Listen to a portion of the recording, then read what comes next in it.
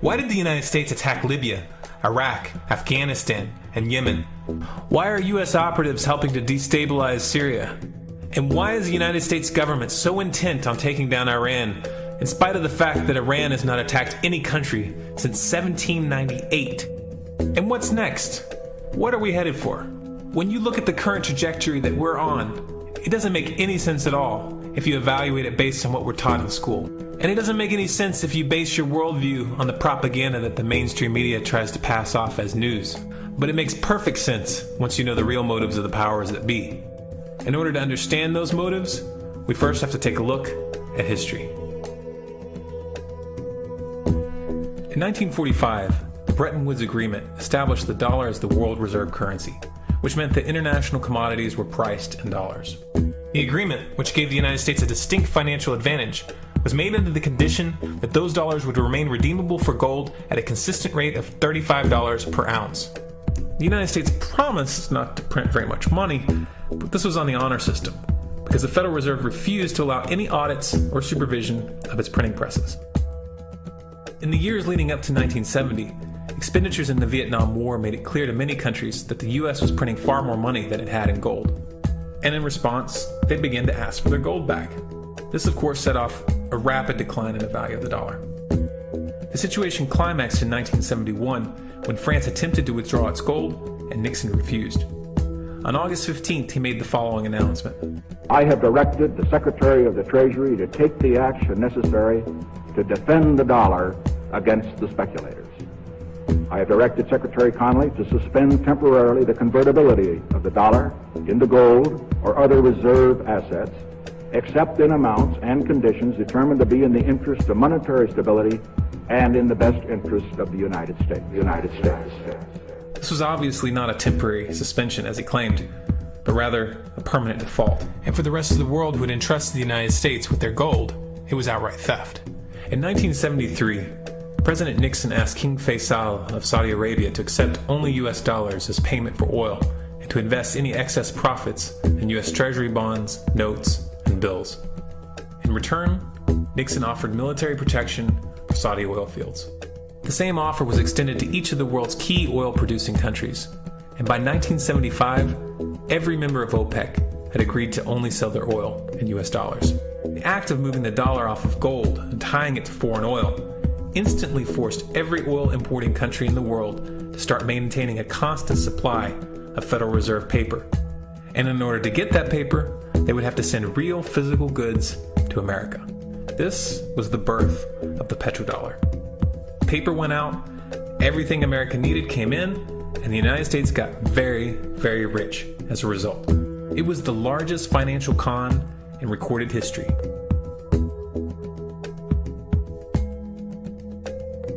The arms race of the Cold War was a game of poker. Military expenditures were the chips, and the U.S. had an endless supply of chips. With the petrodollar under its belt, it was able to raise the stakes higher and higher, outspending every other country on the planet, until eventually U.S. military expenditures surpassed that of all other nations in the world combined. The Soviet Union never had a chance. The collapse of the communist bloc in 1991 removed the last counterbalance to American military might. The United States was now an undisputed superpower with no rival. Many hoped that this would mark the beginning of a new era of peace and stability. Unfortunately, there were those in high places who had other ideas. Within that same year, the U.S. invaded Iraq in the first Gulf War. And after crushing the Iraqi military and destroying their infrastructure, including water purification plants and hospitals, crippling sanctions were imposed which prevented that infrastructure from being rebuilt. These sanctions, which were initiated by Bush Sr. and sustained throughout the entire Clinton administration, lasted for over a decade and were estimated to have killed over 500,000 children. The Clinton administration was fully aware of these figures. We have heard that 500,000 children have died. I mean, that's more children than died in Hiroshima. And you know, is the price worth it? I think this is a very hard choice, but we think the price is worth it. Miss Albright, what exactly was it that was worth killing 500,000 kids for? In In November of 2000, Iraq began selling its oil exclusively in euros. This was a direct attack on the dollar and on U.S. financial dominance, and it wasn't going to be tolerated. In response, the U.S. government, with the assistance of the mainstream media, began to build up a massive propaganda campaign claiming that Iraq had weapons of mass destruction and was planning to use them. In 2003, the U.S. invaded, and once they had control of the country, oil sales were immediately switched back to dollars. This is particularly notable due to the fact that switching back to the dollar meant a 15 to 20% loss in revenue due to the euro's higher value. It doesn't make any sense at all unless you take the petrodollar into account. So I came back to see him a few weeks later, and by that time we were bombing in Afghanistan. I said, "Are we still going to war with Iraq?" And he said, "Oh, it's worse than that."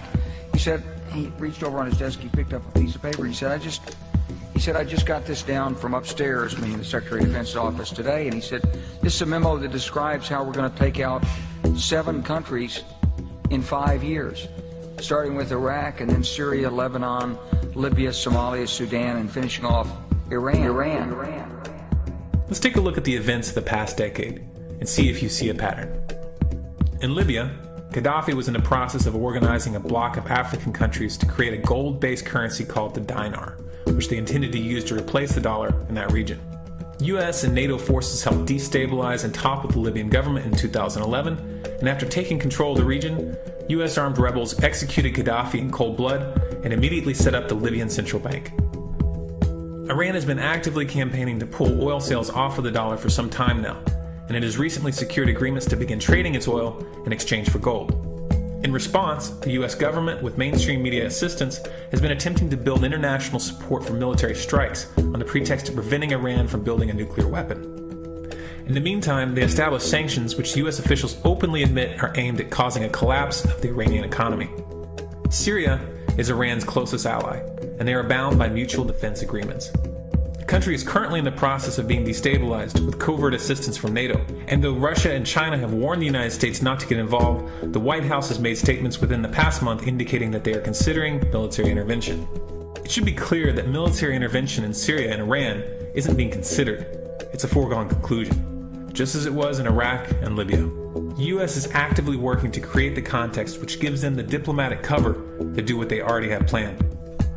The motive for these invasions and covert actions becomes clear when we look at them in their full context and connect the dots. Those who control the United States understand that even if a few countries begin to sell their oil in another currency, it will set off a chain reaction and the dollar will collapse. They understand that there is absolutely nothing else holding up the value of the dollar at this point, and so does the rest of the world. But rather than accepting the fact that the dollar is nearing the end of its lifespan, the powers that be have made a calculated gambit. They have decided to use the brute force of the U.S. military to crush each and every resistant state in the Middle East and Africa. That in itself would be bad enough, but what you need to understand is that this is not going to end with Iran.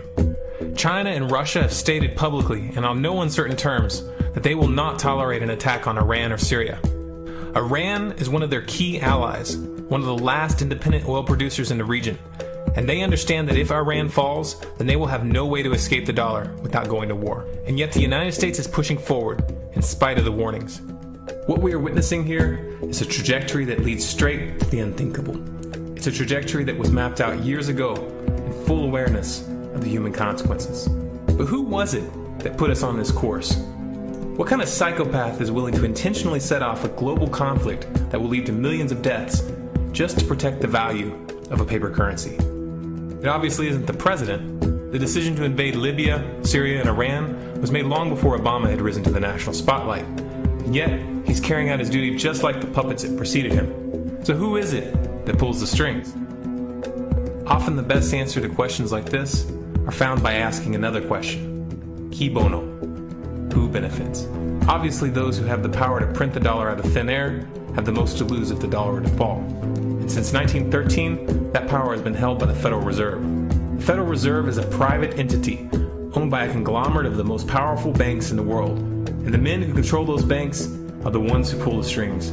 To them, this is just a game. Your life and the lives of those you love are just pawns on their chessboard. And like a spoiled 4-year-old who tips the board onto the floor when they start to lose, the powers that be are willing to start World War III to keep control of the global financial system. Remember that when these wars extend and accelerate. Remember that when your son or your neighbor's son comes back home in a flag-draped coffin. Remember that when they point the finger at the new boogeyman, because the madmen who are running this show will take this as far as you allow them to. So how much time do we have left? It's a question I hear constantly, but it's the wrong question. Asking how much time we have left is a passive posture. It's the attitude of a prisoner who's waiting to be taken out to a ditch and shot in the back of the head. What are our chances? Can we change course? Also the wrong question. The odds don't matter anymore.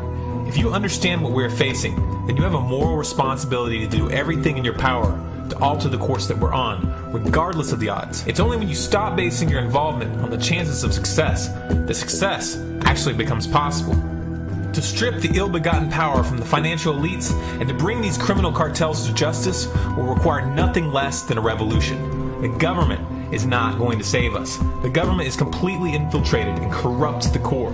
Looking to them for a solution at this point is utterly naive. There are 3 stages of revolution, and they are sequential. Stage 1 is already underway. Stage 1 is the ideological resistance. In this stage, we have to actively work to wake up as many people as possible about what is happening and the direction we're headed. All revolutions originate from a shift in the mindset of the population, and no other meaningful resistance is possible without it. Success in this stage of the game can be measured by the contagion of ideas. When an idea reaches critical mass, it begins to spread on its own and seeps into all levels of society. In order to achieve that contagion, we need more people in this fight. We need more people speaking out, making videos, writing articles, getting this information onto the national and international stage. And we especially need to reach the police and the military. Stage 2 is civil disobedience, also known as nonviolent resistance. In this stage, you put your money where your mouth is, or more accurately, you withhold your money and your obedience from the government, and you do everything in your power to bring the gears of the state to a halt. Practiced in mass, this method alone is often enough to bring a regime to its knees. However, if you fail at this stage, Stage 3 is inevitable. Stage 3 is direct physical resistance. Direct physical resistance is the last resort, and it should be avoided and delayed as long as possible, and it should only be invoked after all other options have been thoroughly exhausted. There are those who talk tough and claim that they will resist when the time comes, but what those people fail to realize is that if you are inactive during the first 2 stages and save your efforts for the last resistance, then you will fail.